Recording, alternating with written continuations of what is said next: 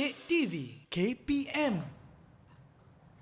Kembalinya ke slot tahap 2 pada hari ini dan mata pelajaran kita reka bentuk dan teknologi.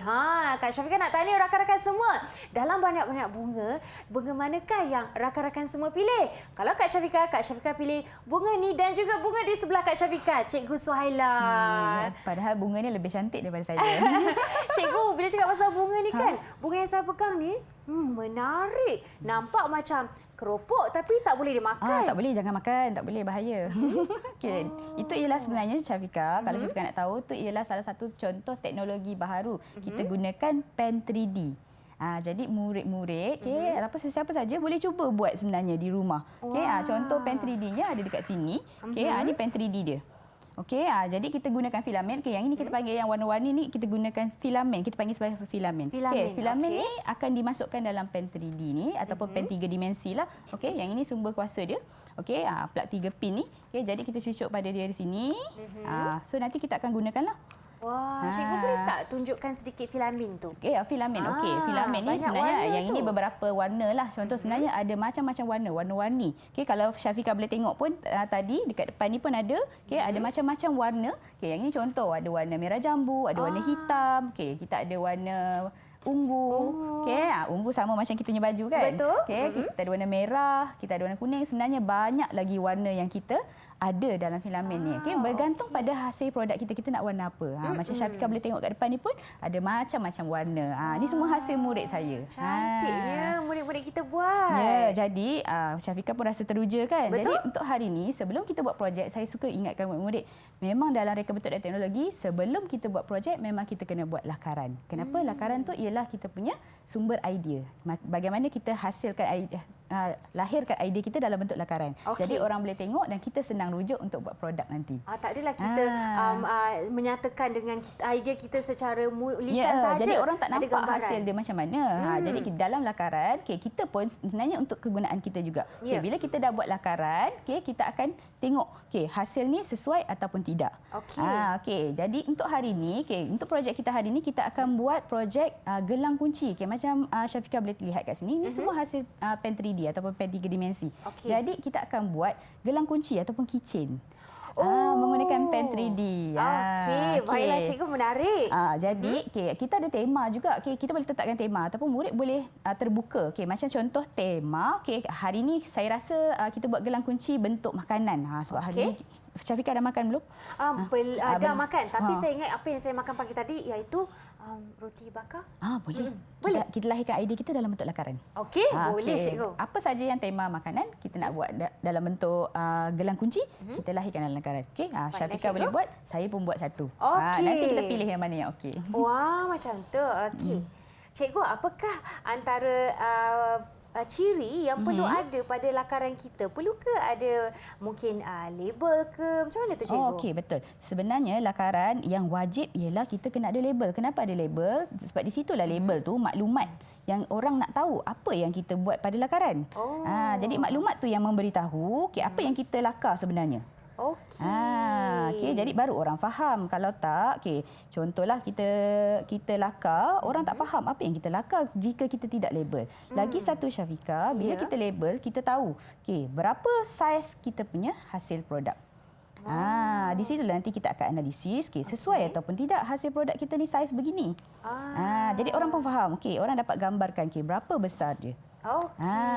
Berapa saiz dia yang sebenar. Kerana tak semestinya bahan tersebut besar saiz kertas kita kan cikgu? Betul. Ada yang lagi besar kan? Perlu diingatkan kadang-kadang murid ni dia ukur sama saiz macam kita yang asal kan. Sebenarnya lakaran ni hanyalah gambaran idea. Jadi tak semestinya kena lakar tu ikut saiz yang sebenar. Cuma kita kena labelkan lakaran tersebut supaya orang faham, ini saiz dia. Bukan maksudnya kita buat saiz dia itulah saiz yang sebenar. Jadi nanti kita buat saiz ikut pada kertas tersebut. Jadi kan cikgu, tidak sebarangan lukisan lakaran je lah yang kita buat. Ada panduan ya cikgu? Betul. Sebab kita nak lakar supaya orang faham produk kita ni untuk apa. Jadi dan apa yang kita lakar sebenarnya supaya orang tahu kita lakar apa sebenarnya dalam gambar ni. Cikgu. Saya macam dah siap cikgu. Oh, cepatnya Sebab Syafiqah. saya semangat nak tengok. Okey, sebab Syafiqah dah ada idea. Dia makan apa pagi tadi kan. Betul. Jadi dia teringat, dia terus lakar je. Saya terfikir-fikir nak makan ni lah, kentang goreng. Kentang goreng? Ya, macam sedap pula. Jadi saya buatlah kentang goreng ni. Oh, okey. Saya belum tengok lagi cikgu, tapi untuk rakan-rakan saya di rumah saya nak tunjuk sedikit lah. Boleh. Ini dia Dia tahu. rakan Kak Syafiqah. Cantik tak? Cantik ke tak? Syafiqah makan roti bakar ke pagi tadi?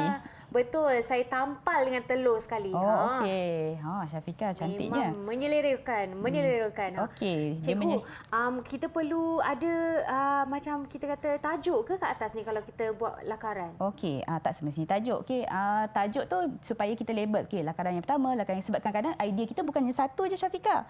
Idea ada banyak. Jadi label pada tajuk tersebut kita tahu ni lakaran yang pertama. Ni lakaran yang kedua. Ni idea pertama, ni idea kedua. Itu sebenarnya. Okey, dan juga label ni yang kita bagi tahu supaya dia nampaklah okey, ni apa yang kita lakar ni. Ni apa? Okey, boleh tambah juga untuk warna. Okey, contoh kentang goreng. Okey, boleh label siap-siap warna kuning.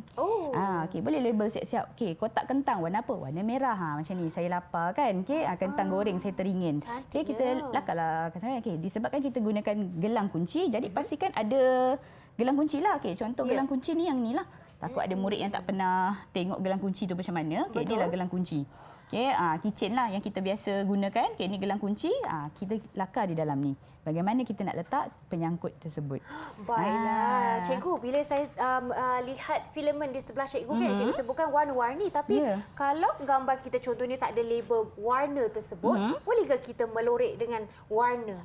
Okey. Soalan yang bagus. Okey, murid saya pun selalu tanya. Okey, kita boleh dua cara. Sama ada nak gunakan label. Okey, label. Warna merah. Tulis warna merah. Warna kuning, tulis warna kuning. Ataupun nak warna terus pun boleh. Lagi senang faham. Maksudnya kita tengok, okey, warna merah. Okey, dah tahu dah ni memang warna merah. Betul. Sebab pada lakaran tersebut dah ada warna merah. Contoh kalau murid ni, okey, dia kata kuning, dia nak warna terus kuning. Boleh, tak ada masalah.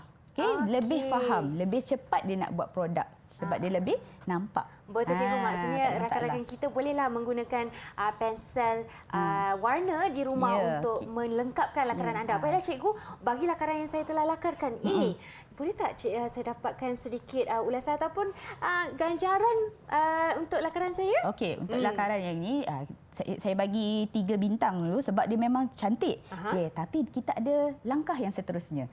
Langkah yang seterusnya apa? Sebab lakaran, okey, bila kita idea, sebenarnya banyak idea Syafiqah. Jadi daripada idea yang banyak tu kita akan memilih yang mana idea yang terbaik dan adakah idea tersebut. Contoh kalau Syafiqah nak yang mungkin Syafiqah buat lakaran yang banyak.